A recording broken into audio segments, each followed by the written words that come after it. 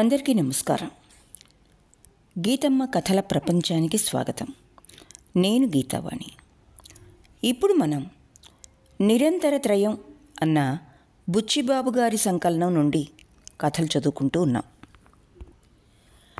6 కథల ఈ సంకలనంలో అనురాగ ప్రస్థారం అన్న కథ ఈరోజు ఆస్వాదిద్దాం. అనురాగ ప్రస్థారం. ప్రస్థారం అంటే విస్తరణ అని నేను అనుకుంటున్నాను.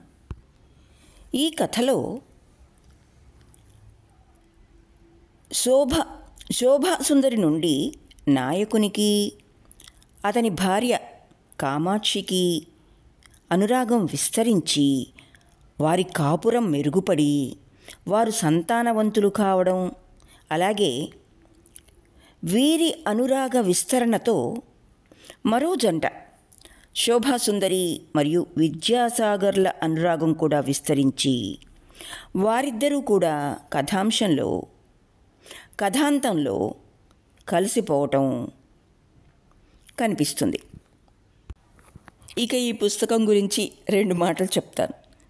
పుస్తకం ఎంతటి జీర్ణావస్థలో ఉందంటే జాగ్రత్త కోసం పేజీలు పడిపోకుండా ఉండేందుకని ఓ పెద్ద పుస్తకంలో ఉంచి పిల్లలకి అందనీయకుండా కాపాడుకుంటూ వస్తున్నాను.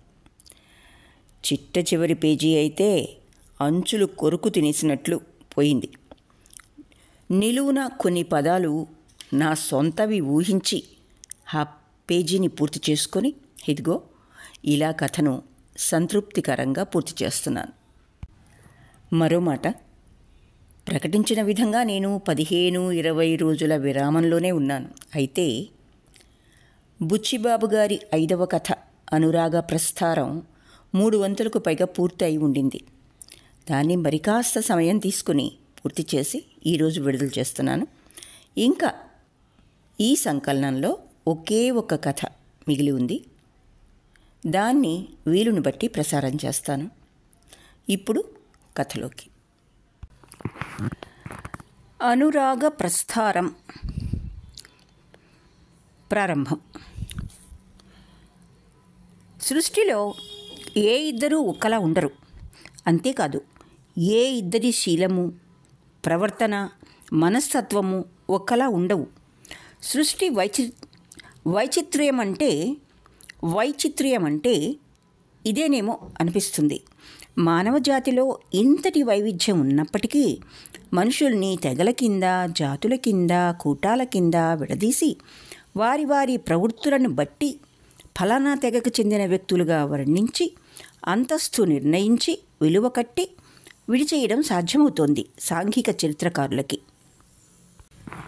నియంత నెరుగుదుం, రౌడీ నెరుగుదుం, కానీ ఏ ఇద్దరు నియంతలు ఒకే రకం దౌర్జన్యకాండ కొనసాగించలేదు. ఏ ఇద్దరు రసికులు ఒకే రకం ప్రణయకాండకు పూనుకోలేదు. ఏ ఇద్దరి వెర్రి ఒకే పక్కీలో వ్యక్తమవదు. ఏ ఇద్దరు కవులు ఒకే మాదిరి కావ్యం రచించలేదు. లోకంలో పెద్ద మనుషులంతా ఒకే రకం. పెద్ద మనుషులేమో తెలియదు కానీ రౌడీలలో ఉన్న వైవిధ్యం ఇంకెవరిలోనూ లేదంటాడు షా. అయినా వీరందరూ వైఖరిని బట్టి, బుద్ధిని బట్టి తెగలుగా మనకి పరిచితులే. వైవిధ్యంలో పోలికని, భిన్నత్వంలో ఏకత్వాన్ని చూడగల శక్తి ఒక్క మానవుడికే ఉందేమో. ఈ రకంగా తెగల కింద విడదీసి విలువలు కట్టే చరిత్రకారులు పురుషులవడం మూలాన కాబోలు స్త్రీలలో ఇంతటి వైవిధ్యం కనబడదు. పద్మిని, హస్తిని వగైరా జాతులుగా వర్ణించడం ఎరుగుదాం. స్త్రీ రహస్యం ఉంచుకోలేదని ఎరుగుదాం. వారి అసూయ, సహనం, గయ్యాళితనం, చాంచల్యం ఇవన్నీ మానవ చరిత్ర ప్రారంభమైనప్పటి నుండి ఎరుగుదాం. ఆధునిక యుగంలో ఈ జాబితాకి 1-2 చేర్చాలేమో. చదువుకున్న స్త్రీ అంటే ఇంగ్లీషు విద్య ఆర్భాటం, పురుషుడికి ఎందులోనూ తీసిపోదు అని సూచించే ఒక ధీమా, హుందాతనం లాంటివి జతపడవచ్చు. ముందు ముందు ఈ తెగల ఆధారంగా చరిత్ర రాసేవారికి ఈ స్త్రీ పురుష తారతమ్యమే కనబడక వ్యత్యాసాల ప్రశంస విడిచేసి అందరినీ ఒక్కలాగే పరామర్శించే పరిస్థితి ఏర్పడుతుందేమో. ఈయనేదో కథ చెబుతున్నాడు, చదువుదామని ప్రారంభిస్తే వ్యత్యాసాలు పోలికలు అంటూ ఒక వ్యాసంతో విసిగిస్తున్నాడేమిటని పాఠకుడు చికాకు పడతాడని నేను ఇరుక్కపోలేదు. కథ వ్రాసేవాడు సూటిగా కథ చెప్పుకోపోవాలి. అప్రస్తుతమైన వస్తువులో అదెంతటి వైజ్ఞానిక విలువ గలదైనా శక్తి సామర్థ్యాల ప్రకర్షతో విసిగించటం కథానిక పట్ల అపచారమని ఎరుగుదును. కానీ ఈ కథకి పోలికలు వ్యత్యాసాలు వీటి ప్రశంస చాలా అవసరం. కథ ప్రారంభించి నేను ఇందాక చెప్పిందంతా కథ మధ్యలో అక్కడక్కడ పాఠకుడు చటుక్కున గమనించే అవకాశం ఇవ్వకుండా పొందుపరిచి కథ ముగించి వేయొచ్చు. అలా చేయటం పాఠకుడిని దగా చేయడంలా తోచే ముందు చెప్పేశాను. సృష్టిలో ఏ ఇద్దరూ ఒక్కలాగా ఉండరు అన్న వాక్యంతో ఈ కథ ప్రారంభించాను. ఈ వాక్యంలో యథార్థాన్ని పాఠకుడు ఎంతవరకు అంగీకరిస్తాడో నాకు తెలియదు. వెనక్కి వెళ్ళి వ్రాసింది చదువుకుంటే సందేహాలు నాలోనే రేకెత్తుతున్నాయి. కవల పిల్లలు ఒకేలా ఉండేవారు, ప్రవర్తనలో రూపంలో కూడా లేకపోలేదు. వాడు అచ్చంగా వాళ్ళ నాన్నే అంటే పోలికల మాట అటుంచి బుద్ధి మనస్తత్వం ఎంత సమంగా ఉన్నవో ఉదహరించడమే అవుతుంది. ఇలాంటి పోలికలన్నీ ఒకే కుటుంబంలో వ్యక్తులకు అన్వయిస్తాయి, కానీ వేర్వేరు కుటుంబాలలో వ్యక్తులకు అన్వయించవు. అలా అన్వయించే ఇద్దరి వ్యక్తులను గురించే ఇప్పుడు నేను చెప్పబోయేది. అచ్చంగా మీ ఆవిడ లాంటి ఆవిడని చూశాను మొన్న రైల్లో. ప్రసాదు అంది రంగనాయకమ్మ హరిప్రసాద్తో. వెళ్దురు, మీరెప్పుడు ఇట్లాంటివే అంటుంటారు అన్నాడు ప్రసాద్. అయితే వెళ్ళిపోతున్నాను అని లేచింది రంగనాయకమ్మ. ప్రసాద్ లేచాడు, కంగారు పడ్డాడు. ఏమనాలో తెలిసింది కాదు. మరో క్షణం ఆగితే కామాక్షి వస్తుంది, ఆలయానికి వెళ్ళుండాలి. ఆలస్యమైందంటే లక్ష్మణరావు ఇంటికి బయలుదేరిందిలేండి. మరొకసారి వస్తాలే అంటూ గుమ్మం దాటి మెట్ల గదిలోకి వచ్చింది. కాస్త టీ అయినా పుచ్చుకోకుండా వెళ్తారా? కుర్రాన్ని పంపుతాను, కాసేపు కూర్చోండి. రంగనాయకమ్మ మళ్ళా లోపలికొచ్చింది, కూర్చుంది, గోడను తగిల్చిన ఫోటో కేసు చూస్తూ. ఏదో వెళుదురు అన్నాడన్న మాటే కానీ ప్రసాదుకి తన భార్యలా ఉండే వ్యక్తిని గురించి వినాలని ఉంది. తను ఆమె చూస్తున్న గోడ మీద ఫోటోల కేసు చూస్తున్నాడు. 2 ఫోటోలున్నాయి. ఒకటి ప్రసాద్ పెళ్లినాటిది, రెండోది 6 ఏళ్ల తర్వాత ఇటీవల భార్య కామాక్షి దూరపు చుట్టం ఇటలీ నుంచి తెచ్చిన కెమెరాతో తీసింది. ఈ మధ్యన తీసితే కామాక్షిది. నాది తీశాడు, బాగా రాలేదు, అందుకని ప్రదర్శించలేదు. ఇంతకీ మన మొహం బాగలేకపోతే కెమెరా ఏం చేస్తుంది, ఏమంటారు అన్నాడు ప్రసాద్. రంగనాయకమ్మ నవ్వింది. ఎవరి ముఖం వారికి బాగుండకే బాగానే ఉంటుంది. కావలసిన వాళ్ళ ఆక్షేపణకి భయపడి బయటపెట్టాం. మీ మొహానికే నిక్షేపం లాంటి మొహం. అమ్మయ్య, ఆ ఫోటో కూడా ఫ్రేమ్లో పెట్టించి గోడని తగిలిస్తాను. మా ఆవిడ అభ్యంతరం పెట్టినా సరే అన్నాడు. అదేమన్నా ముక్క, ఆవిడకు అభ్యంతరం ఎందుకుంటుంది? ప్రసాద్ నవ్వడం చూసి పరిహాసమా, అవుతే నేను నవ్వుతాలే అని నవ్వడం సాగించింది. మరి మీరు చూసినామే ఇట్లాగే ఉందా అండి? చెప్పొద్దు పొమ్మంటివిగా. వద్దంటే చెప్పమనే, మీరు ఆ మాత్రం గ్రహించలేరాయే?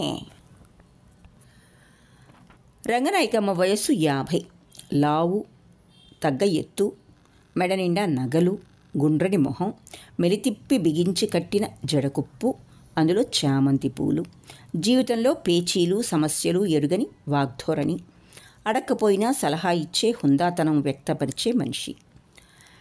కామాక్షి లేదు గనుకనే తెగించి అడిగావు, ఆ మాత్రం గ్రహించలేనా ప్రసాద్?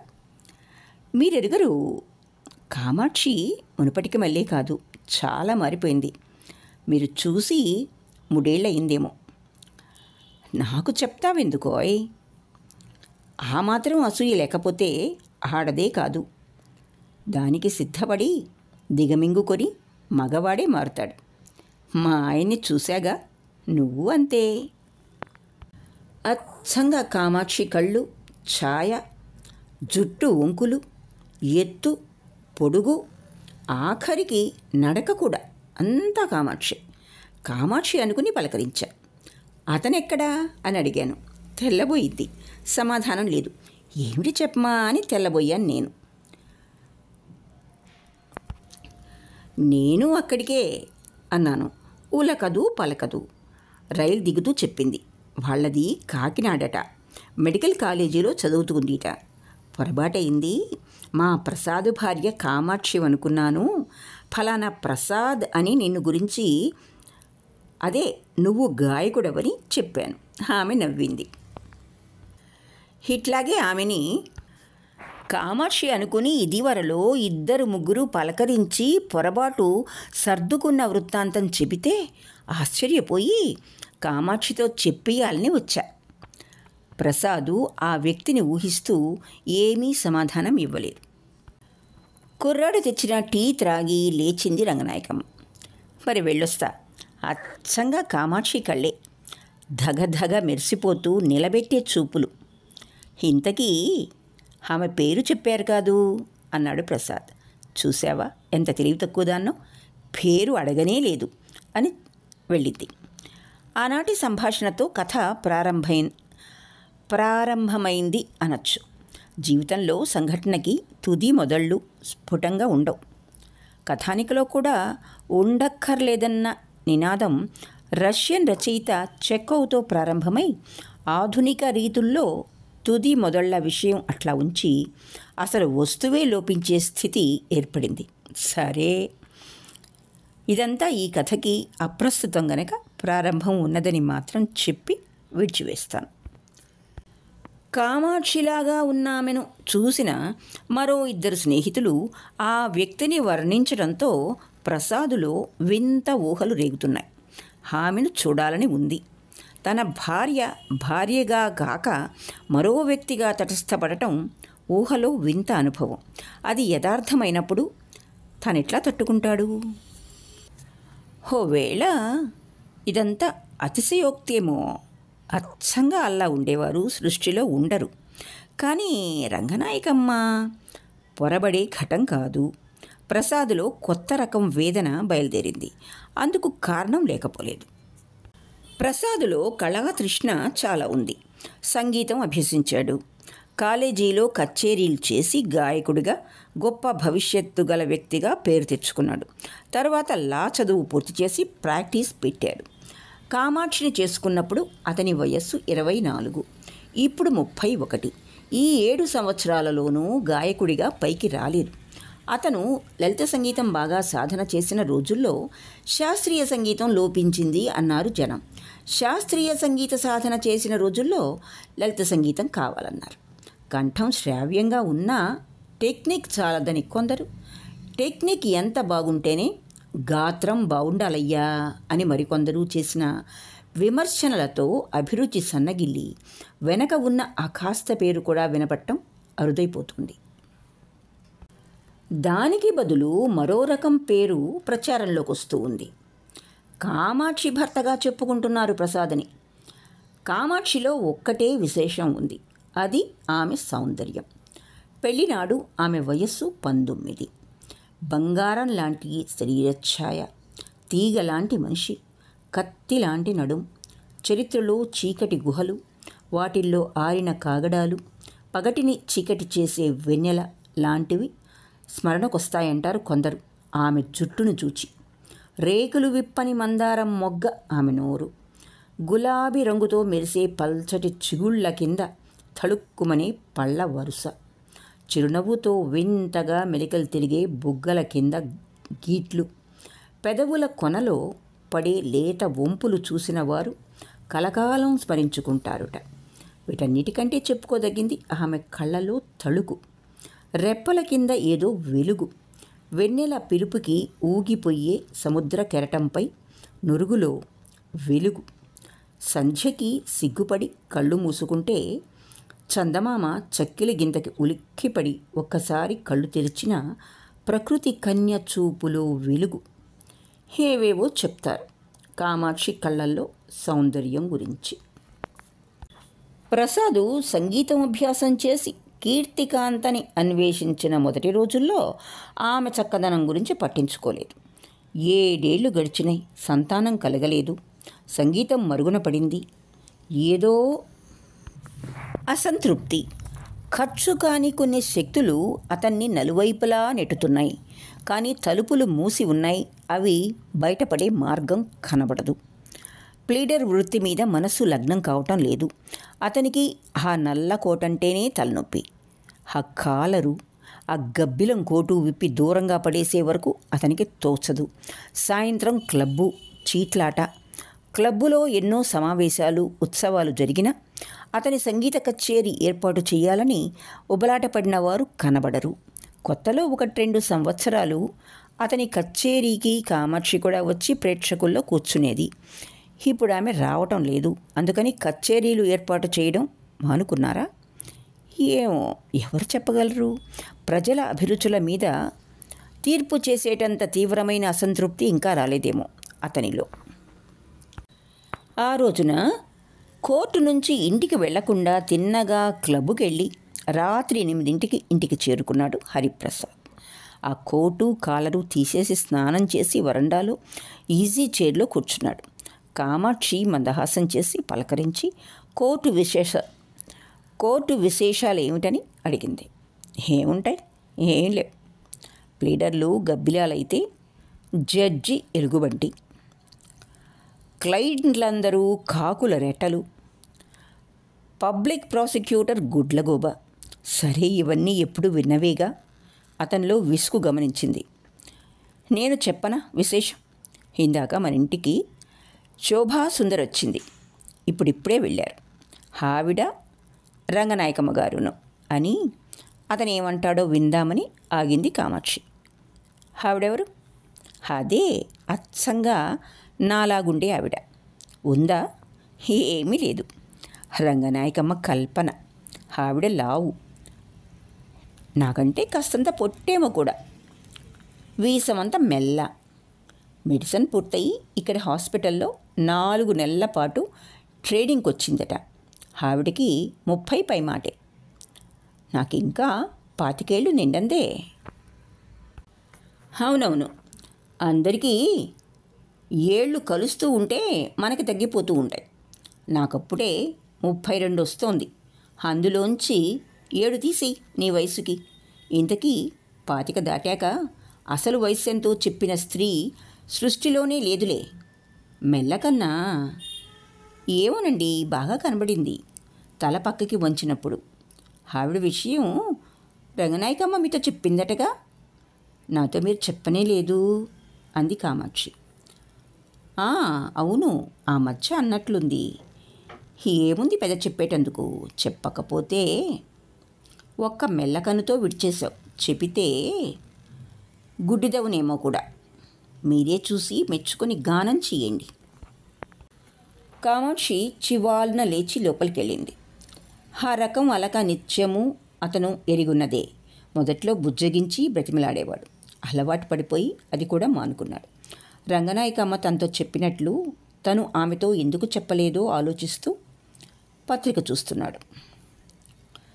ఆదివారం సాయంత్రం క్లబ్బులో ప్రసాదు పాట కచేరీ. జనంలో 100 మంది పోగైనారు, మెంబర్లు మినహా. వాద్యాల మధ్య ప్రసాద్ గానం సాగుతూ ఉంది. వారు కూర్చున్న చోట ఫ్యాన్ లేదు. అతను మధ్య మధ్య చెమట తుడుచుకుంటున్నాడు.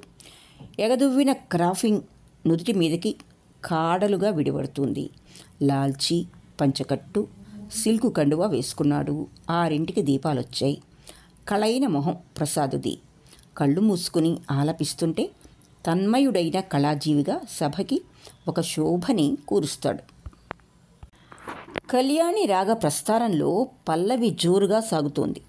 ముందు కూర్చున్న వారిలో ఒకరిద్దరు చేసిన కరతాళ ధ్వనులు అందుకునేవారు కనబడలేదు.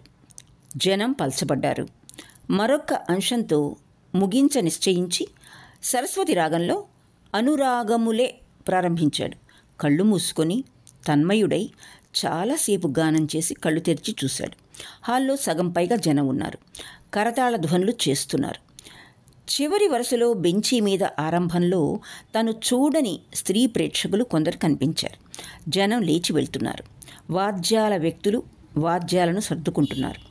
క్లబ్బు నిర్వాహకుల్లో ఒకరు కృతజ్ఞతా వాక్యాలు చెప్తున్నారు. మొహం తుడుచుకొని క్రాఫ్ సవరించుకొని ప్రసాద్ లోపల గదిలో ఫ్యాన్ కింద కుర్చీలో కూర్చున్నాడు. అతని మొహం ఎర్రబడినది. ఆవిరి పట్టినట్టు చర్మం అదొకలాగైంది. బెంచి మీద స్త్రీలు లేచి వెళ్తున్నారు. ఒక ఆమె గదివైపు వస్తూ ఉంది. అవును, కామాక్షి అనుకుని క్షణం బెదిరి కామాక్షికి కచేరీ విషయం తెలియబరచలేదన్న సంగతి జ్ఞప్తికి తెచ్చుకొని తమాయించుకొని ఆ వచ్చిన ఆమెను ఆహ్వానించాడు. చాలా బాగుందండి. క్షమించాలి, టైంకి రాలేకపోయాను. హాస్పిటల్ లైఫ్ ఎట్లాంటిదో తెలుసుగా. నీ వచ్చిన 4-5 నిమిషాల్లోనే మీరు ముగించి వేశారు ప్రసాద్ గారు. ఏదో సిగ్గు ఆవరించి అతను మాట్లాడలేకపోతున్నాడు. థ్యాంక్స్. ఇన్విటేషన్ మీకు చేరిందో లేదో అని మిమ్మల్ని గురించి వినడమే కానీ నేనెప్పుడూ మీ పాట వినలేదు. ఎల్లుండి సాయంత్రం టీకి రావాలి. రంగనాయకమ్మ ఊళ్ళో లేదట. మీ వారిని ఆమె కూడా వస్తారు కదూ. ఆమెలోకి చూశాడు. అంతా కామాక్షిలాగే ఉంది. కామాక్షి కంటే కాస్త లావు, కొంచెం పొట్టేమో. ఆమె తల వంచింది. తీక్షణమైన చూపు, అందులో ఇంద్రజాలం ఉంది.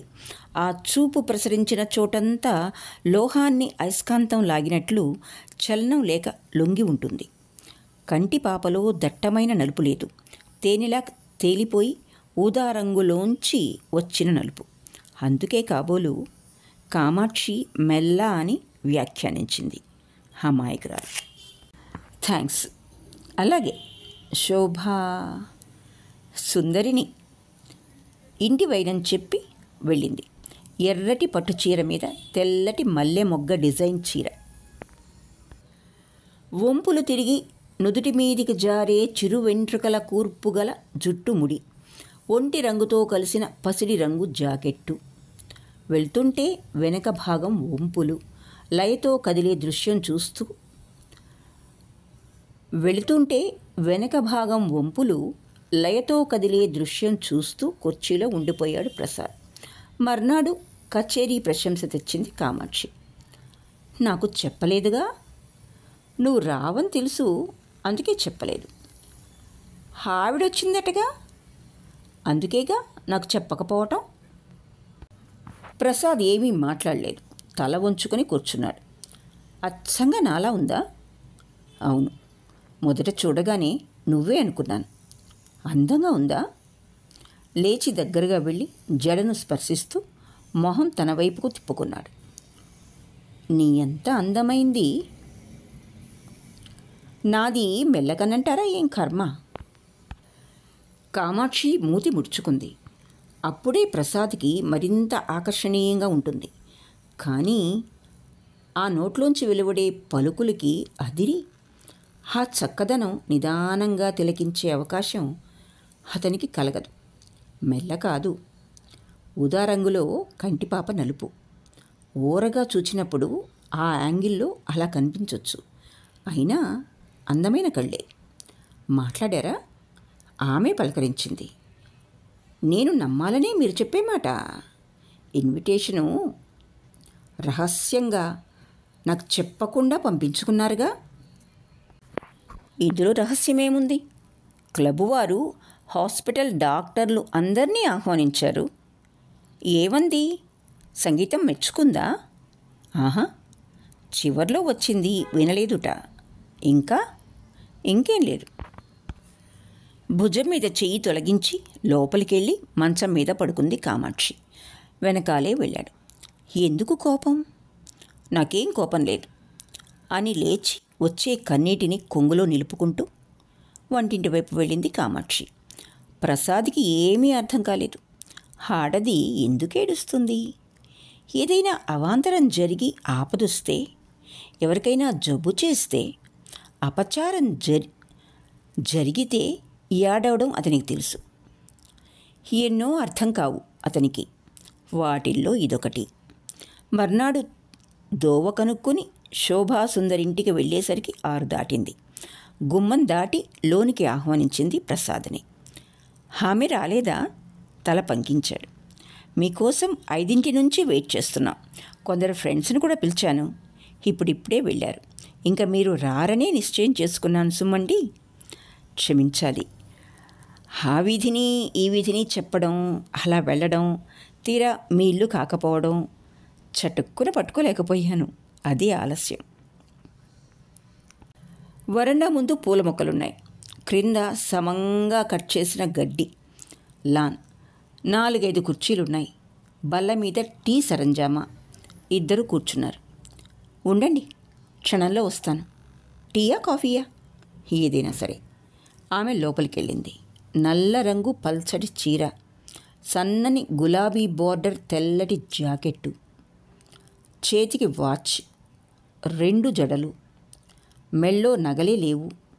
లేకే ముత్యాల దండ పమిట క్రింద కదలటం చూశాడు. వరండా ముందు దీపం వెలిగింది. శోభాసుందరి కొన్ని కప్పులు, ప్లేట్లు, టీపాట్ తెచ్చి బల్ల మీద పెట్టింది. తీసుకోండి. అతను తింటున్నాడు. మీరు? అయిందిగా, కంపెనీ కోసం 2nd డోస్. All right. పాట్లో టీ కప్పులో పోసుకుంది. సంభాషణలు సాగటం లేదు. మీరొచ్చి ఎంతకాలం అయింది? నెలేగా. అవునవును, రంగనాయకమ్మ చెప్పింది అన్నాడు ప్రసాద్. కామాక్షి గారిని చూడాలని పట్టుబట్టిందామె. విట్టి లేడీ, భలే కబుర్లు చెబుతుంది. నన్ను కామాక్షి అనుకుని రైల్లో పలకరించిన ఇన్సిడెంటు మీకు చెప్పే ఉంటుంది కదూ. శోభాసుందరి నవ్వు లైటు నీడలో ఉదయించడానికి బద్దకిస్తున్న లేత సూర్యబింబంలా మెరిసింది. ఆ రోజ్ కలర్ చిగుళ్ళు కాస్త కనబడటం ఆ నవ్వులో ప్రత్యేకమైన అందం. జుట్టు నీడ నుదుటి మీద, ముక్కు నీడ గడ్డంపైన, నవ్వుకి వంగిన బుగ్గల నీడ పెదవులపైన, స్తనాల నీడ ఒళ్ళూను పడి దేనికేసి పరీక్షగా చూడలేకపోతున్నాడు. అంతా కామాక్షి, కాస్తంత ఎదిగిన కామాక్షి. ఒక నిండుతనం. ఆమెలో లేనిది గుండ్రని భుజాలు, పదునైన చేతి వేళ్ళు, సన్నగా ఒదిగి వంపు తిరిగిన నడుంపై బింకంగా, స్థూలంగా పమిట మడతలో మరుగుపడటం తెలియని వక్షం, మెడ కిందికి నునుపుగా జారిపోయిన. అతని కాలు తగిలి బల్ల కదిలి దానిమీద టీపాట్ ఆమె ఒళ్ళో పడింది. చివాల్న లేచి టీపాట్ని పట్టుకున్నాడు. టీకి తడిసి వేడెక్కిన తొడపై అతని చెయ్యి పడింది. దాన్ని తొలగిస్తూ దానిమీద ఆమె చెయ్యి పడింది. దీపం ఆరింది. 2 లేచారు. ఎవరది? పిన్ని, నువ్వేనా? దీపం తీసేస్తా. అవును, వెన్నెట్లో దీపం గిట్టదుగా నీకు అన్నది దూరంగా పిన్ని కంఠం కాబోలు. వారున్నారని చెప్పానుగా. అవునే, మర్చా సుమా. వేస్తున్నా. దీపం వెలిగింది. సారీ, నేను చూడలేదు. పర్వాలేదు, డ్రెస్ చేంజ్ చేసుకొని వస్తాను. ఆమె లోపలికి వెళ్ళింది. అతను చందమామ కేసి చూశాడు. మేఘాల వలలోంచి బయటపడింది. అస్పష్టమైన నీడలు పడుతున్నాయి చుట్టూ. వెన్నెల వలె అతని మనసు చల్లగా ఉంది. కానీ ప్రశాంతంగా లేదు. కామాక్షిని, ఈమెని ఒక్కసారి పోల్చి చూడాలి. కానీ వాళ్ళిద్దరూ కలియటం ఎట్లా?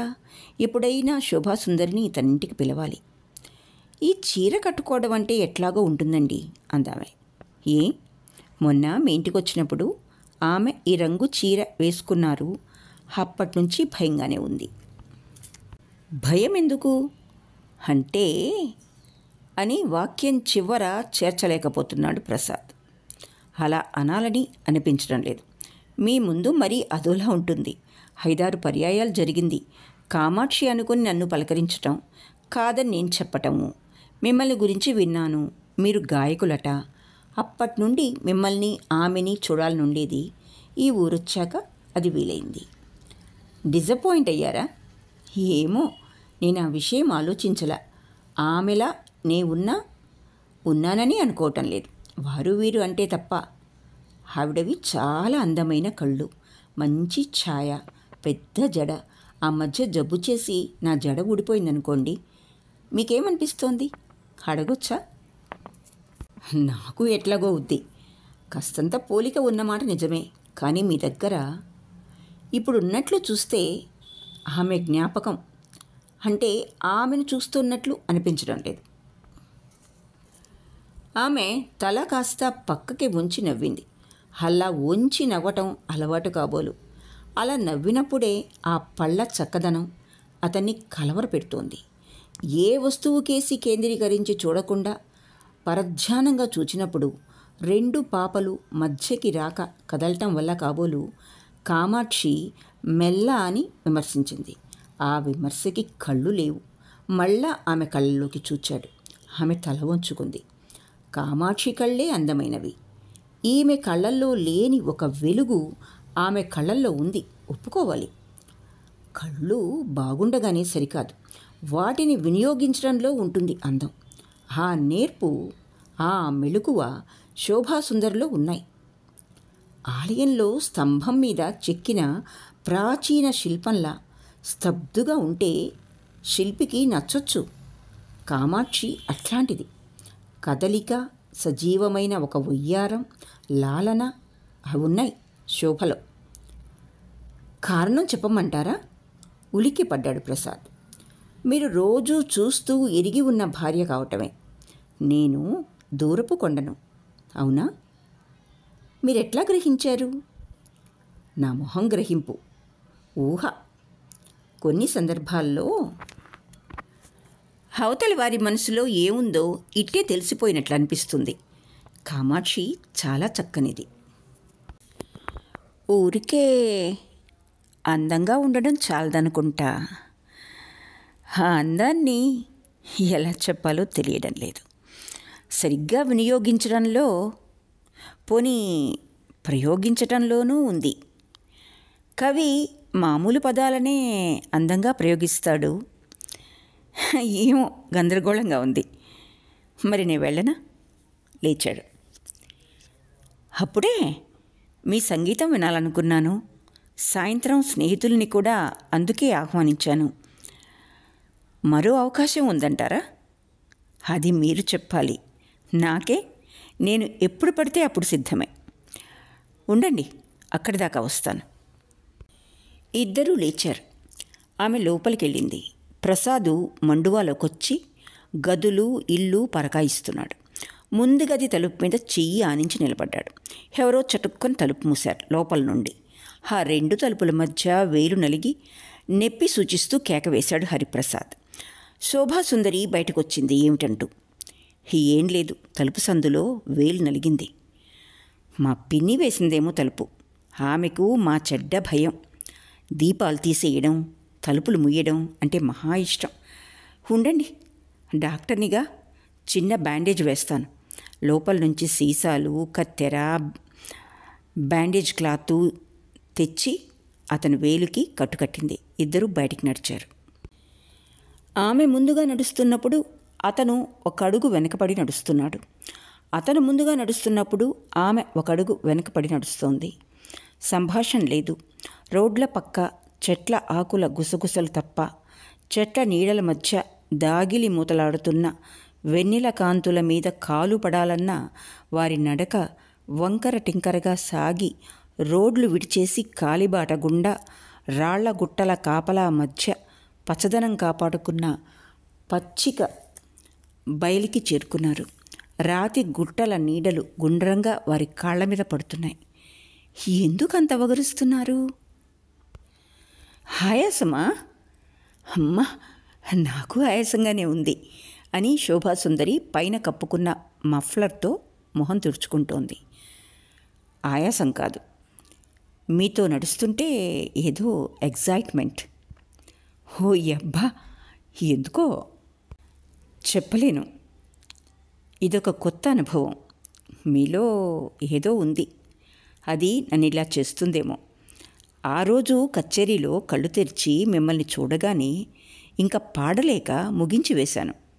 సిగ్గా కాదు, పాడేటప్పుడు నా ముఖం ఎట్లాగో అవుతుంది, అది చూసి మీరేమనుకుంటారో అని. ఏమో.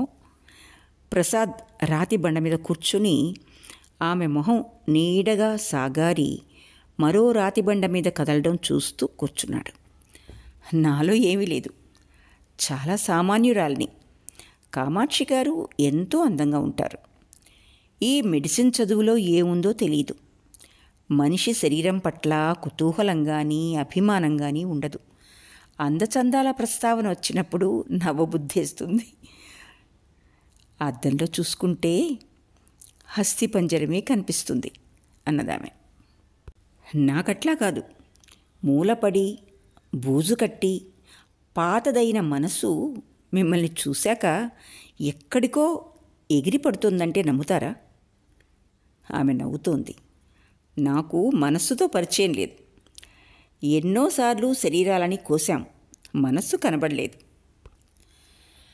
అట్లాంటి అభిప్రాయాలు మీలో కలిగాయంటే అందుకు కారణం మనస్సు కాదంటారా?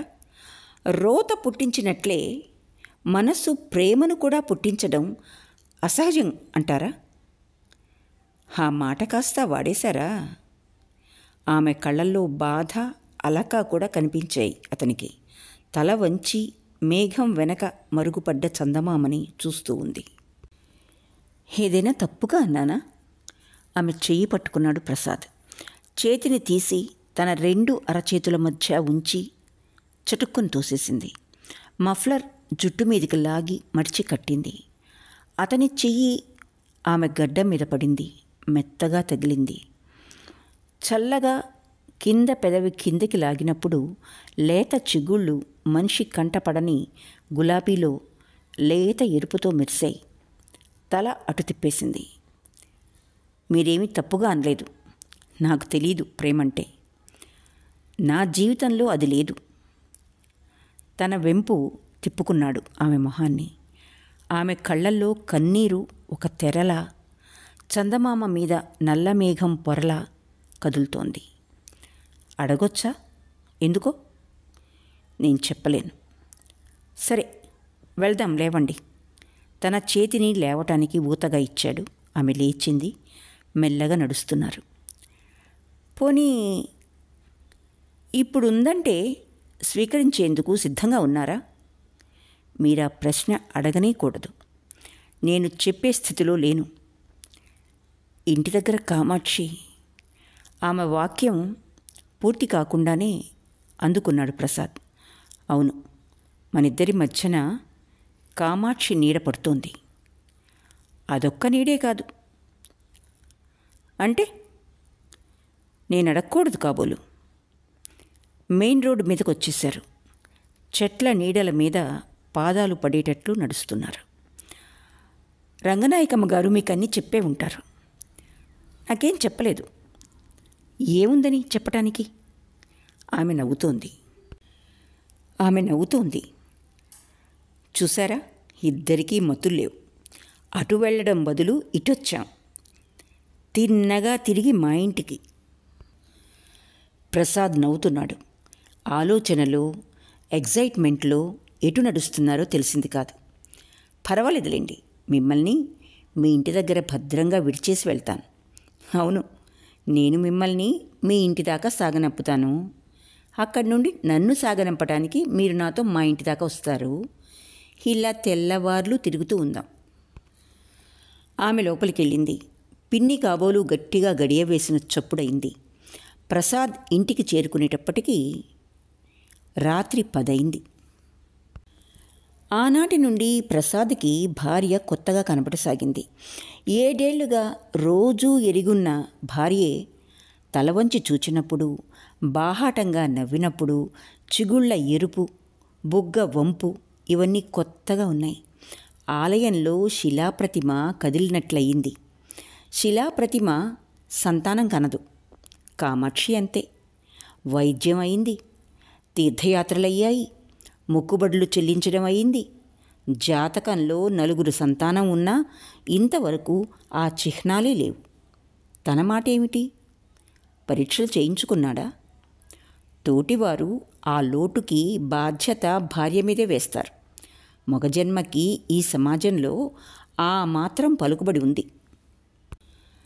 9ంటికి చంద్రుడు ఉదయించాడు. క్రాఫింగ్ చేసుకున్నవాడిలా. పౌర్ణమి వెళ్ళిన 4వ నాడు. డాబా మీద పూలదండ కడుతోంది కామాక్షి. ఉదయం తలంటు పోసుకున్న వెంట్రుకలు జారి మెడంతా కమ్మివేశాయి. గాలికి చీర పమిట వర్షం మీద ఎగిరిపడుతోంది. వెనకాల నిలబడి ఆమె తల తన వైపు తిప్పుకున్నాడు హరిప్రసాద్. కళ్ళల్లోకి చూశాడు. కాటిక కరిగిపోయిన నలుపు కాదు సుమా. ఉండండి తోసేసి దూరంగా జరిగింది కామాక్షి. 1000 రెట్లు అందమైన కళ్ళు నీవి. అంటే అదే, ఆమె కంటే ఎంతో అందమైన దానివి. ఇప్పుడు తెలుసుకున్నారా? సత్యాలన్నీ పాతవేనట. వాటిని మళ్ళా స్మరించుకునే పరిస్థితి ఏర్పడి అవకాశం రావాలంటారు. ఆమె మొహాన్ని దగ్గరగా తీసుకుంటున్నాడు. ఏమిటిదంతా? ఇవాళ మరో పార్టీలో ఏమన్నా పుచ్చుకున్నారా? అదే ఆ లోకైక సుందరి శోభాసుందరి పార్టీలో. అదేమిటి? శోభాసుందరి పార్టీ ఏమిటి? దాస్తే మాత్రం దాగుతుందా? ఆ మధ్య పార్టీకని వాళ్ళింటికి వెళ్ళారటుగా. ఇందిర చెల్లెల్ని కూడా పిలిచిందట. వాళ్ళంతా వెళ్ళిపోయిన తర్వాత మీరు వెళ్ళి ఏకాంతంగా కష్టం సుఖం చెప్పుకున్నారట. ఏకాంతంగా ఉంటే ఏం చెప్పుకున్నది వాళ్ళకేం తెలుసు. అసలు విషయం చెప్పనా? మనిద్దరినీ ఆహ్వానించింది నా పాట వినాలని. ఇల్లు వైనం తెలుసుకుని నిన్ను తీసుకెళ్దామని వెళ్ళాను. కనుక్కొని అక్కడికి చేరేసరికి పొద్దుపోయింది. వాళ్ళంతా వెళ్ళిపోయారు. ప్రసాద్కి ఆమెపై కోపం వచ్చింది. తని అబద్ధాలు చెప్పటానికి ఆమె అలాంటి తికమక ప్రశ్న వేసినందుకు. అసూయ ప్రకటన ఒక నటనగా అప్పుడప్పుడు ముద్దుగా ఉంటుంది అతనికి. కానీ నిజంగా అసూయ వేళ్ళేసుకుని భూమిలో పాతుకుపోతే ఆ చెట్టు కింద నిలబడలేడు అతడు. అవును, ఆ రాత్రి ఇంటికి అర్ధరాత్రి వచ్చారుగా. అర్ధరాత్రా? 10 కూడా అవ్వందే. ఏమేం చెప్పుకున్నారో తెలుసుకున్నావుగా. కష్టం సుఖం. లేచి అటూ ఇటూ పచార్లు చేస్తున్నాడు. ఇటు చూడు. చేతుల మధ్య ఆమె మొహం తీసుకుని ఏం చెప్పిందో చెప్పనా? ఆమె కంటే నువ్వెంతో చక్కని దానివట. తను జీవితంలో నువ్వు వినడం లేదుగా. చెప్పను. పూలదండ జల్లోంచి జారింది. గాలికి పమిట లేచింది. అతని మొహం ఆమె వక్షంలో దాచుకున్నాడు. ఇంక నేనెందుకు, మా ఊరు వెళ్ళిపోతాను అంటూ ఉంది. ఈ క్షణం నిన్నెంతగా ప్రేమిస్తున్నానో నువ్వెరగవు. ఆమెతో మాట్లాడినంతసేపు ఆమెలో నిన్ను చూసి, నేనెరగని నిన్ను చూసి ఆమె అతని తల నిమురుతోంది. కన్నీటి బిందువు నుదుటి మీద పడింది. ఏదో జరిగింది. మీ ధోరణే వేరుగా ఉంది. నేను ఊహించలేననా? ఏమీ జరగలేదు. ఆమె ద్వారా నిన్ను తెలుసుకున్నాను. నీకది అర్థం కాదు. నీ కన్నీరు నాకు అర్థం కానట్లు. చంద్రుణ్ణి మేఘం కప్పివేసింది.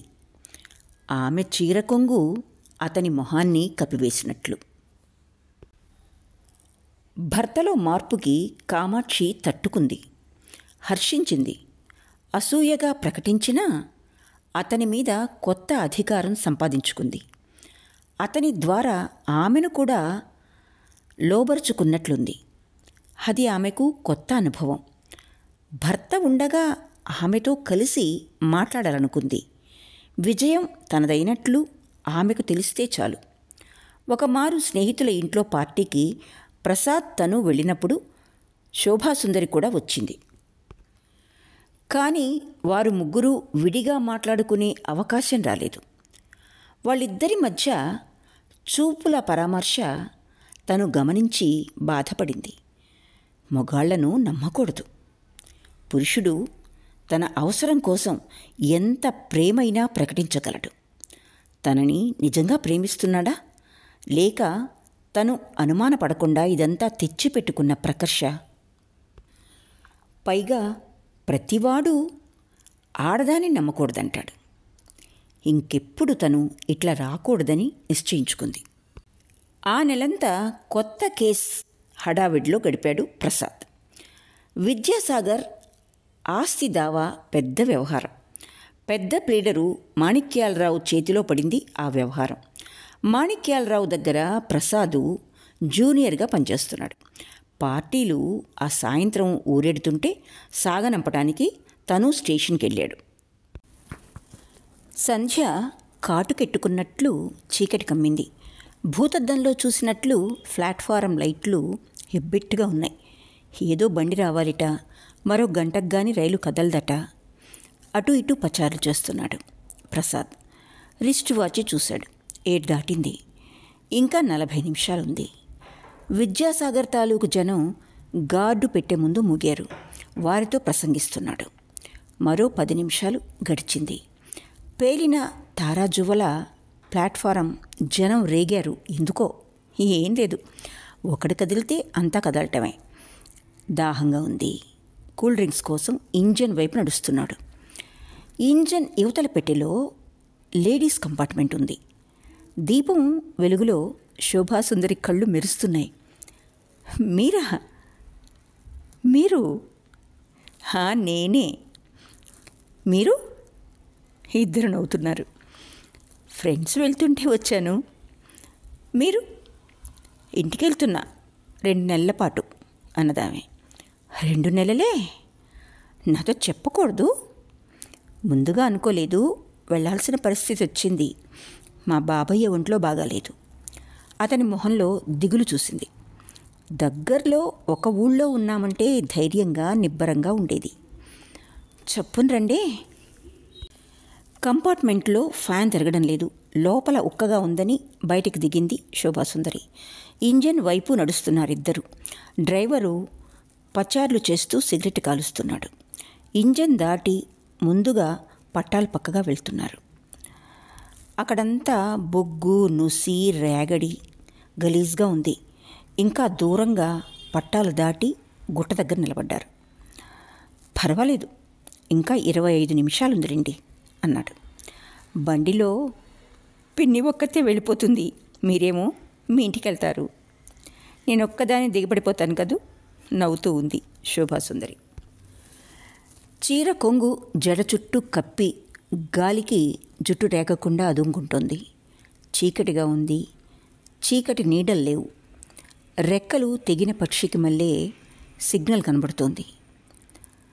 నన్ను గురించి అంతే అభిప్రాయమా అన్నాడు. మీకు భార్య ఉంది. ఉన్నప్పుడు మరొకరిని ప్రేమించడం సాధ్యం కాదంటారా? నాకు తెలియదు. చెప్పండి.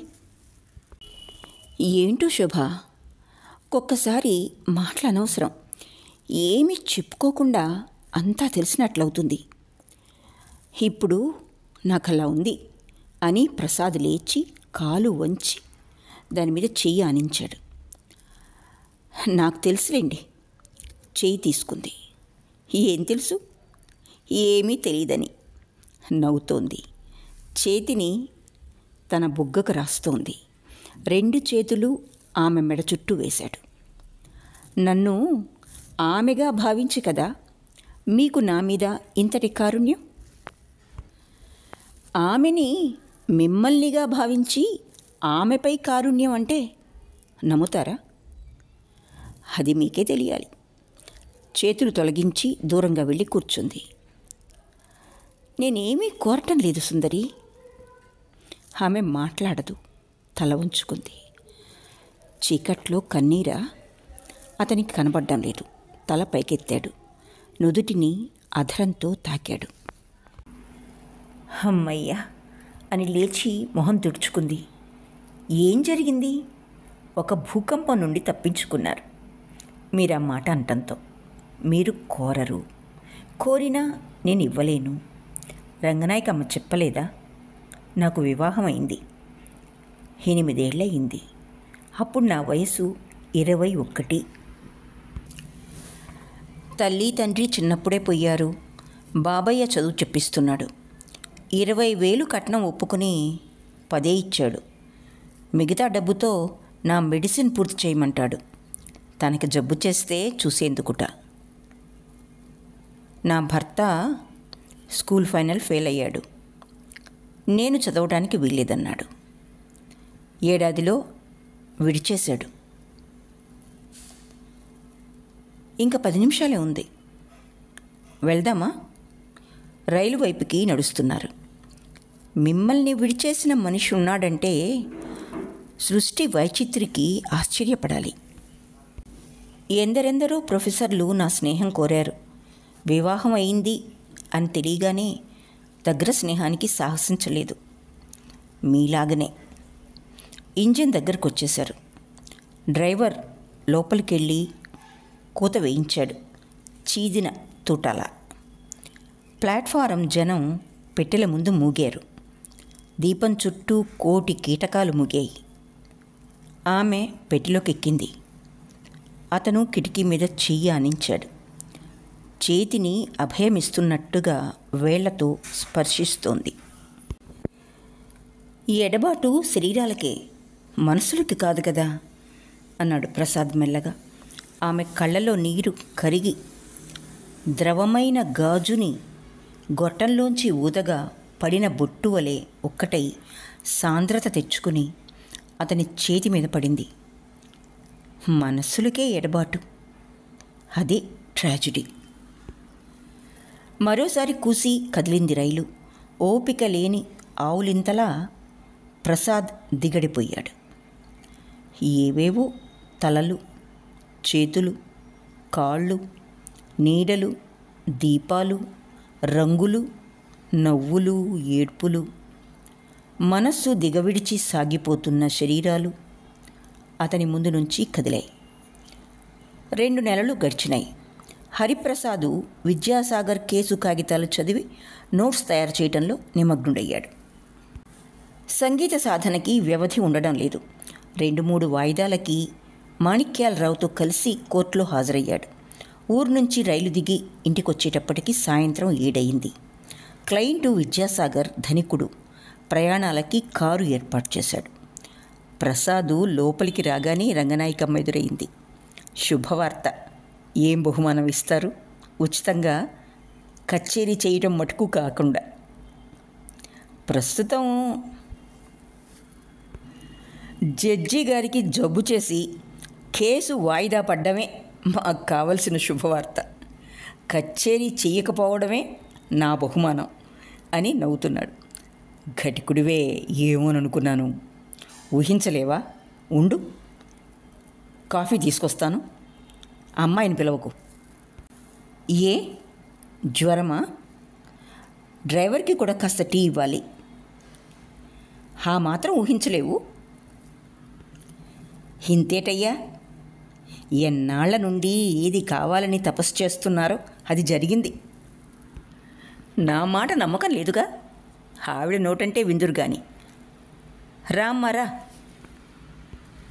శోభాసుందరి, నువ్వు చెబితే గాని నమ్మడుట. నిజం? ప్రసాద్ మొహం ఎర్రబడింది. శ్వాస వేగంగా వస్తుంది. శోభాసుందరి బయటకొచ్చింది. తెల్ల ఖద్దరు చీర, ఊదారంగు జాకెట్టు వేసుకుంది. జడ మెలితిప్పి కట్టింది. చేతుల్లో బ్యాగు బల మీద పెట్టింది. ఎగ్జామిన్ చేశాను. రంగనాయకమ్మ చెప్పారుగా. నిజమే. మరి వెళ్తాను. బ్యాగ్ తీసుకుని సర్దుకుంటోంది. నీ చెప్పానా? వంటకి ఎవరన్నా కుదుర్చు. అమ్మాయిని చెయ్యనివ్వకు. నేను వెళ్ళనా అని లేచింది రంగనాయకమ్మ. కారులో దింపనా? మీరు రండి అన్నాడు శోభాసుందరిని ఉద్దేశించి. ముగ్గురు కాఫీలు తీసుకున్నారు. డ్రైవర్కి టీ తెచ్చింది రంగనాయకమ్మ. ప్రసాద్ వెనకాల గదిలోకి వచ్చి మంచం మీద పడుకున్న కామాక్షిని క్షణం చూచి నవ్వుతూ వచ్చి కారులో ఎక్కాడు. ముగ్గురు బయలుదేరారు. ముందు మా ఇంటికే అన్నది రంగనాయకమ్మ. ఆలస్యానికి వీల్లేదు. రేపే ఇవ్వాలి ఒక పార్టీ. ఏమండి శోభాసుందరి గారు, అవునంటారా? ఆమె నవ్వుతోంది. ఏమీ మాట్లాడదు. రంగనాయకమ్మ ఇంటి వద్ద కారు నిలిచింది. ఆమె దిగింది. మా ఇంట్లో కాసేపు కూర్చోరు? మరోమారొస్తాను. కేసు గొడవ, ప్రయాణం బడలిక. శుభవార్తకి పట్టరాని సంతోషం, ఆందోళన. సరే. ఆమె లోనికి వెళ్ళింది. కారు శోభాసుందరి ఇంటికి వెళ్ళింది. నిలిచింది. ఇద్దరు దిగారు. థ్యాంక్స్ అని శోభాసుందరి లోపలికి వెళ్ళబోతూ ఉంది. ఉండండి, నేను ఇలా చెప్పుకోవాలి థ్యాంక్స్. వారు వెయిట్ చేస్తూ ఉంటారేమో, నువ్వు వెళ్ళిపో, నేను తరువాత ఇంటికి వెళ్తాలే అన్నాడు ప్రసాద్ డ్రైవర్తో. కారు కదిలింది. ఇద్దరు లోపలికి వెళ్ళారు. బయట కుర్చీలు లేవు. మండువా గదిలో కుర్చీ అమర్చి కూర్చోమంది. ఎవ్వరూ ఏమీ మాట్లాడడం లేదు. ఈ పత్రిక చూస్తూ ఉండండి అని లోపలికి వెళ్ళి మరో చీర ధరించి వచ్చింది శోభాసుందరి. మీ బాబాయ్యకి ఎట్లా ఉంది? చాలా నయం. మీ పిన్ని అక్కడే ఉంది. ఉత్తరం వ్రాస్తారనుకున్నాను. మీరు వ్రాస్తారేమోనని నేను అనుకున్నాను. అనుకోవడం చాలు. హూయప్ప, మహామృదువుగా అబద్ధాలు ఆడగలరులేండి. అబద్ధమా? ఆమె చేతిని తీసుకున్నాడు. చేతిని గుండెల మీద పెట్టుకోవడం చిన్నప్పుడు ఆటగా ఎరుగుదును. మీరు చెప్పనక్కర్లేదు. మాటలతో నిమిత్తం లేకుండానే రుజువు చేశారుగా. చెయ్యి తొలగించి బయటకొచ్చింది. మెట్ల మీద కూర్చుంది. నీడ నుదుటి మీద పడుతోంది. అంటే మీరు నా జీవితంలో ప్రవేశించకపోతే అది జరిగేదే కాదంటే నమ్ముతారా? నేను మర్చిపోలేదు మీరన్న మాట. శరీరాలు విడిపోవడం కాదు, మనస్సులు విడిపోవడం ట్రాజడీ అన్నారు కదా. మనసు ఇక్కడ, శరీరం అక్కడ అనుకోమంటారా? ఇంత చొరవగా అనగలిగారంటే నాలో ఏదో లోటుండాలి. కోపమా? నేను అనకూడదు. నాకే అధికారం లేదు. నాకేం తెలీదు. అనుభవం లేదు. క్షమించండి. ఆమె కళ్ళంట నీళ్లు తిరుగుతున్నాయి. అతను దగ్గరగా వచ్చి ఆమె గడ్డం పట్టుకున్నాడు. తలని తన గుండెల మీదకు ఆనించుకున్నాడు. మీకు నేనంటే నమ్మకం లేదా? ఏం కావాలి? జీవితంలో ఏదైనా ఉన్నవారికి ఇంకేమన్నా కావాలనిపిస్తుంది. మీకన్నీ ఉన్నాయి. మీరు సంగీత విద్వాంసులు, కామాక్షి భర్త, బోలెడు ప్రాక్టీసు, తండ్రి కాబోతున్నారు. మీరు ఇలా ఉంటే నేను చూడలేను, వెళ్ళిపోతాను అని లేచాడు ప్రసాద్. ఆలస్యమైంది, వెళ్ళండి. కామాక్షి కనిపెట్టుకొని ఉంటుంది. తను లేచింది. బయటికి నడిచారు. ఇదివరకు వెళ్ళిన తోవనే వెళ్తున్నారు. నేను మీరనుకున్నంత ప్రముఖ వ్యక్తిని గాను. నేను గొప్ప సంగీత విద్వాంసుడిగా పేరు పడలేదు. నాకేమీ ప్రాక్టీస్ లేదు. కాస్తో కూస్తో పెద్దలిచ్చిన ఆస్తి ఉంది కావున బండి నడుస్తోంది. ఇక తండ్రిని అంటారా? సృష్టి చక్రం, దాన్ని కదిల్చింది మీరు. అది నిలిచిపోకుండా ఉండే భారం మీ మీదనే ఉంది. అమ్మో, అంత భారమే? నాకు మీ జీవితంలో స్థానం లేదు. ఉండకూడని పరిస్థితి. చిన్నప్పుడు ఒక మాస్టర్ అనేవాడు, కోర్టు, హాస్పిటల్ ఈ రెంటికి దూరంగా ఉన్నవాళ్ళు ధన్యజీవులని. నా భర్తకి కోర్టు తప్పింది కాదు, నాకు హాస్పిటల్ తప్పింది కాదు. కదిలే చక్రంలో వేలు పెడితే వేలు తెగడం, చక్రం విరగడం రెండూ జరుగుతాయి. నేను రానన్నాను. రంగనాయకమ్మ చంపుకు తింటే కాదనలేకపోయాను. వచ్చి చూడమంది. పరీక్ష చేశాను కామాక్షిని. నిర్ధారణ అవగానే ఎలాగో అయింది. నేనేదో అపచారం చేసినట్లు. పురుడు సమయంలో నేను ఇక్కడ ఉండను, ఉండకూడదు. ఎందుకు? ఉంటే నేను రాక తప్పదు. ఏదన్నా జరిగిందంటే నేనేదో చేశానని జనం ఎందరో ఉంటారు సమాజంలో. ఇప్పటికే నేనే మొగుణ్ణి వదిలేశానని చెప్పుకుంటున్నారు. మా బాలయ్య అనేశాడు, పెళ్లి చెడిపోతే భార్య అని, ప్రేమ చెడిపోతే భర్తని నిందిస్తుంది సంఘం అని. మరి మీ జీవితం ఎప్పుడు ఇంతేనా? సమాజానికి చేతనైనంత సహాయం చేయటమే నా ఆదర్శం. ఇంకేదీ కోరను. కోరితే అది లభిస్తుంది. అది లభించిన మరుక్షణం నా ఆదర్శనం నశిస్తుంది. ఈ క్షణం ఇక్కడ తప్ప వెనక్కి ముందుకి చూడలేరే. షెల్లీ స్కైలార్క్ లాగా ఆమె కళ్ళంట నీళ్లు కదులుతున్నాయి. ప్రసాదు చీర కొంగుతో తుడుస్తున్నాడు. అప్రయత్నంగా ఆమె వక్షం మీద తల ఆనించాడు. అతని కళ్ళంట నీళ్లు తిరుగుతున్నాయి. నేను మిమ్మల్ని విడిచి ఉండలేను. ఉండాలి. మనిషి శరీరం పట్ల నాకు గౌరవం లేదు. మనస్సంటే నమ్మకం లేదు. ఈనాడు నాకు మనస్సంటూ కల్పించారు. అది ఏడుస్తోంది. బరువు తగ్గిపోయింది. దాన్ని మీరు తీసుకుపోండి. పుట్టబోయే సంతానానికి కావాలి. లేచింది. ఆమె ఇంటివైపు నడుస్తున్నాడు. గుమ్మం దగ్గరికి చేరుకున్నారు. నక్షత్రాలకు మళ్ళీ మెరుస్తున్నాయి ఆమె కళ్ళు. సంధ్యలో కొంగల బారు పీకలకు మళ్ళీ పళ్ళ తళతళలు. కొంగల బారు పీకలకు మళ్ళీ పళ్ళ తళతళలు. చందమామ కోసం మిడిసిపడి ఇసుక మీద త్రుళ్ళిపడిన పెద్ద సముద్ర కెరటంకి మళ్ళీ వర్షం కదులుతోంది. మనసు కనబడదు.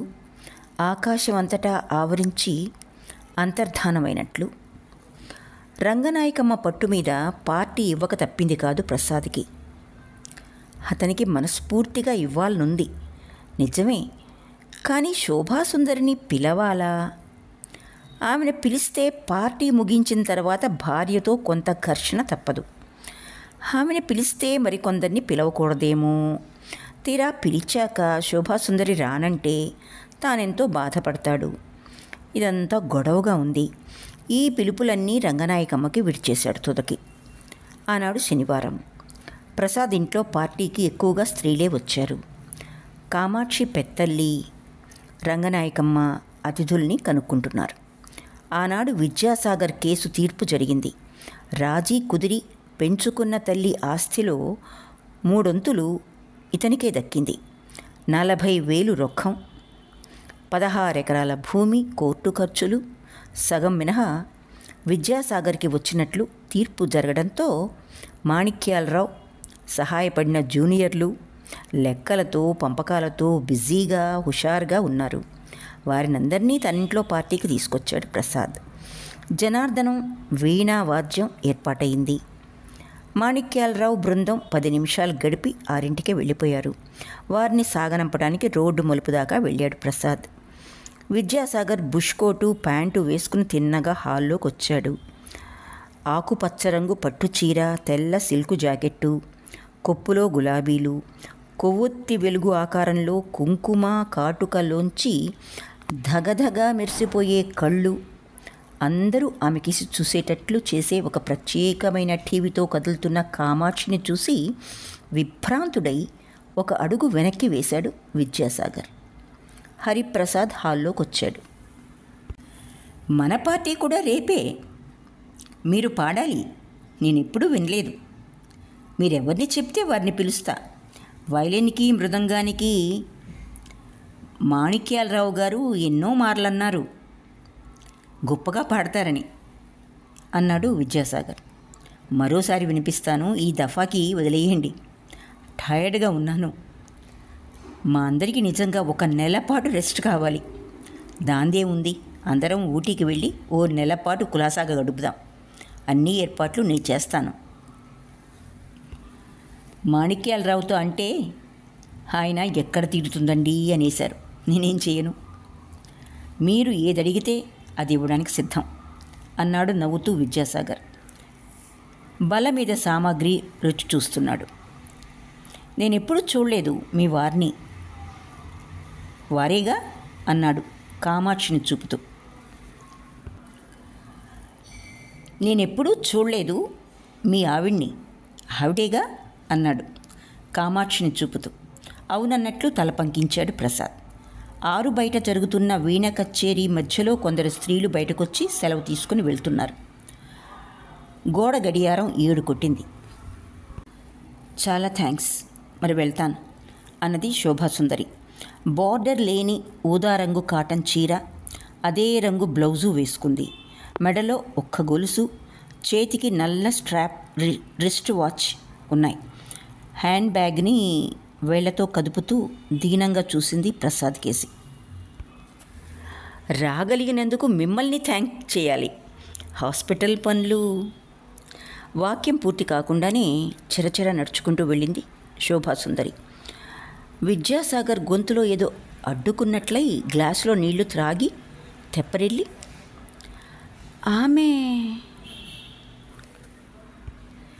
ఆమె ఒక డాక్టర్.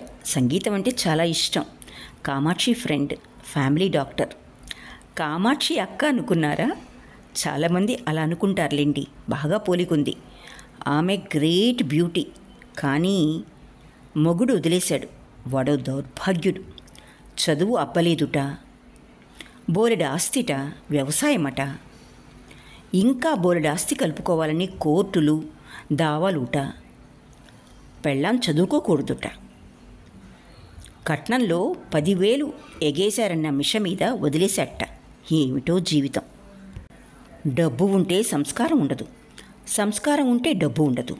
రెండూ ఉండి కూడా అదృష్టం అంటూ ఉండాలేండి. విద్యాసాగర్ లేచాడు. మొహానికి చెమట్లు పోసేస్తున్నాయి. తుడుచుకుంటున్నాడు. మరి వెళ్తాను. రేపు ఉదయం కారు పంపుతాను. ఏం అలా ఉన్నారు? Are you all right? కాస్త టైర్డ్గా ఫీల్ అవుతున్నాను. విద్యాసాగర్ వెళ్ళాడు.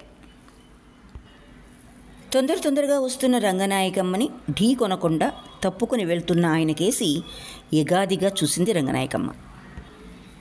ఇట్లా రా ప్రసాదు. ఆజ్ఞ చెప్పండి. చెవులో ఊదాలి తెలుసా? సర్వజ్ఞుణ్ణి కాను, వింటే తెలుసుకోలేనంత సుంఠని గాను. వెలుదు నీ వెటకారం నువ్వును. ఆ వెళ్ళిన ఆయనే శోభమ్మ ముద్దుల మొగుడు వదిలేసిందట. వాట్? కేసు గెలిచాడుగా, బాగా గుంజండి. ఏ ముహూర్తంలో పెట్టారో. విద్యాసాగరట. చదువు లేదు కానీ ధనసాగరం. బాగా తోడండి. మరింక ఎవరితోనూ మాట్లాడాలని. ఈ వృత్తాంతం ఇంతటితో ముగిసినట్లే. ఇలా వదిలేస్తే కాస్తంత అసంతృప్తి ఉండిపోతుందని తెలుసు. జీవితాలకి ఆద్యంతాలు స్ఫుటంగా ఉండవు. కళలో స్ఫుటంగా ఆశిస్తాడు పాఠకుడు. అతన్ని తృప్తిపరచడం కోసం కళాకారుడు ఊహని ప్రయోగించి, పర్వాలేదు ఇట్లాంటి ముగింపు అసంబద్ధం కాదని తనకు తోచిన ముగింపు చేసి అంగీకరింపజేసే ప్రయత్నం చేసి ఏదో ఒక వ్యాఖ్యానం చేసి సమాప్తి చేస్తాడు.